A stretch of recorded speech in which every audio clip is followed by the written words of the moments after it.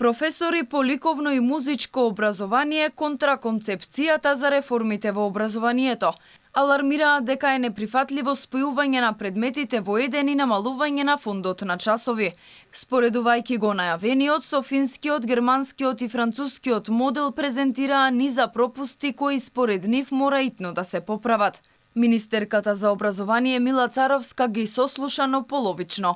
Без намера да прифати дел од нивните забелешки, ја напушти онлайн дебатата поради други обврски и не даде можност за новинарски прашања. Мене ми е жал дека мора да одите. Дали ќе може да дозволите само една минута медиум да ви ќе морат писмено да го постават прашањето без никаков проблем. Професорката Виолета Симјановска, која живее и работи во Финска, вели дека Македонија не може да го спроведе финскиот модел се додека не се реши проблемот со партиски вработувања и делумно квалитетен кадар. Ова што го зборувате, мислам дека е прилично адванс за македонското општество, за као целокупна зборувам атмосфера.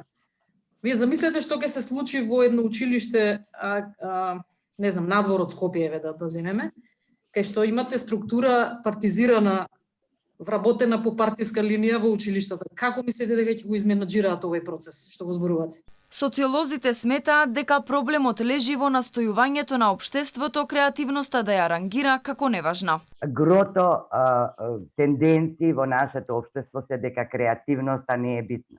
Значи, основната buzzword во светот е проблемот на иновацијата, како можност за општествена промена. Експертската фила реагира зошто за новиот модел одлучувале само педагози и психолози, а не представници од засегнатите предмети.